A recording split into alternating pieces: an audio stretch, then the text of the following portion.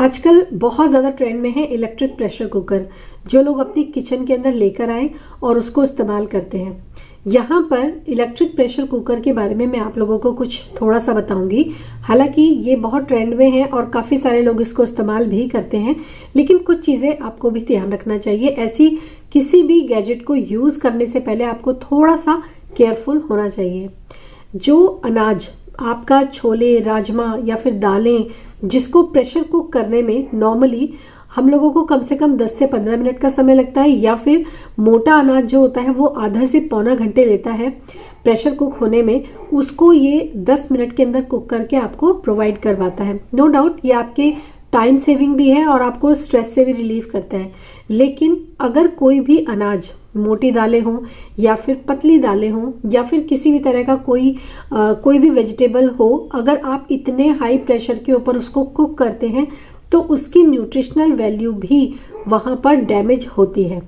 इस चीज़ का आप हमेशा ध्यान रखिए। बहुत सारी ऐसी मदर्स हैं जो अपने बेबीज़ को इस तरह के फूड जो उनके लिए इंट्रोड्यूस करवाते हैं फूड को, वो भी उसी के अंदर कुक करते हैं। तो वो सिर्फ पेट भरने के लिए और खाने के लिए तो सही है, लेकिन अगर आप उसकी न्यूट्रिशनल वैल्यू के हिसाब से उस बच्चे को खिला रहे हैं या फिर आप खुद भी खा रहे हैं, तो वहाँ पर ये न्यूट्रिशनल वैल्यू जो होती है वो कॉम्प्रोमाइज़ हो जाती है। तो आपको अगर पुराने ज़माने की बात पता हो, पहले तो प्रेशर कुकर हुआ ही नहीं करते थे। खुले में ही दालों को पकाया जाता था और उसके ऊपर जो झाग आता था उसको हटा लिया जाता था, ताकि जो यूरिक एसिड की प्रॉब्लम्स जो बढ़ गई हैं बहुत ज़्यादा, वो पहले नहीं होती थी, क्योंकि उसके अंदर जो ऑक्सीलेट्स वगैरह होते थे, जो टॉक्सिन्स होते थे, वो इजीली रिमूव कर लिए जाते थे। तो ठीक है, अगर आप नॉर्मली जो गैस के ऊपर प्रेशर कुकर है अभी उसको इस्तेमाल करते हो, तो भी उसमें कुक होने में, जैसे आप छोले राजमा कुक करते हो तो उसमें आपको कम से कम आधा से पौना घंटे का टाइम लगता ही लगता है।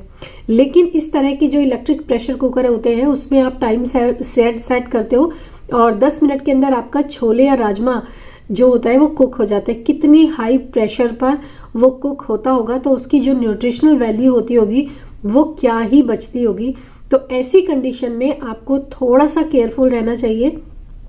यहाँ पर मैं खाली इसी के बारे में बात नहीं करूँगी, ऐसे बहुत सारे इलेक्ट्रिक आइटम्स होते हैं जो कि आपके खाने की न्यूट्रिशनल वैल्यू को भी घटा देते हैं, लेकिन आपके लिए टाइम सेविंग भी होते हैं और आपके लिए इजी टू यूज़ भी होते हैं।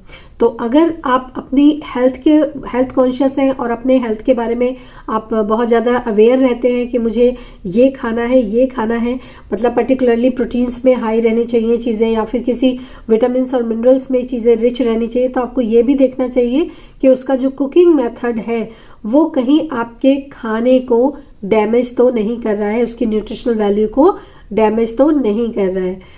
कभी वंस इन अ वाइल अगर आपके घर में कोई पार्टी है, फंक्शन है, या फिर आप थोड़े से कन्वीनियंट हो जाते हो कभी, तो आप उसको इस्तेमाल कर सकते हो। पर डेली बेसिस पे अगर आप इन चीज़ों को इस्तेमाल करोगे तो उसके लिए आपको जो आने वाले कुछ साल या कुछ महीनों के बाद आप देखोगे आपको मेजर डेफिशिएंसीज अपनी बॉडी के अंदर दिखाई देंगी। और भी बहुत सारी चीज़ें जो होती हैं आजकल, वैसे ही नॉर्मली खाना खाने के बाद भी लोग बीमार हो जाते हैं। तो अगर आप ऐसा खाना खाएंगे जिसमें कोई न्यूट्रिशन ही ना हो, तो आपको ये आप समझ सकते हो कि उसकी जो वैल्यू है उस खाने की वो कहाँ तक बचेगी। तो आज का ये वीडियो मेरा बनाना इसलिए ज़रूरी था क्योंकि मैं एक डाइट और न्यूट्रिशन एक्सपर्ट हूँ। बहुत सारे सोशल मीडिया पर मैंने इस तरह के ट्रेंड्स देखे हैं, तो कोई भी ट्रेंड आप फॉलो कीजिए। वैसे तो मैं यही कहूँगी कि ट्रेंड्स को मत फॉलो कीजिए, क्योंकि ट्रेंड्स जो होता है कुछ ही दिन का होता है, थोड़े दिनों बाद दूसरा ट्रेंड स्टार्ट हो जाता है। तो आप ट्रेंड्स के पीछे मत भागिए, अपने लॉजिकल माइंड को इस्तेमाल कीजिए। और हमारे जो एंसेस्टर हमारे जो पैटर्न यूज़ करते थे, जो खाना बनाने के जो प्रोसेस होते थे, वही सेफ होते थे और उन्हीं के साथ हमें भी जाना चाहिए।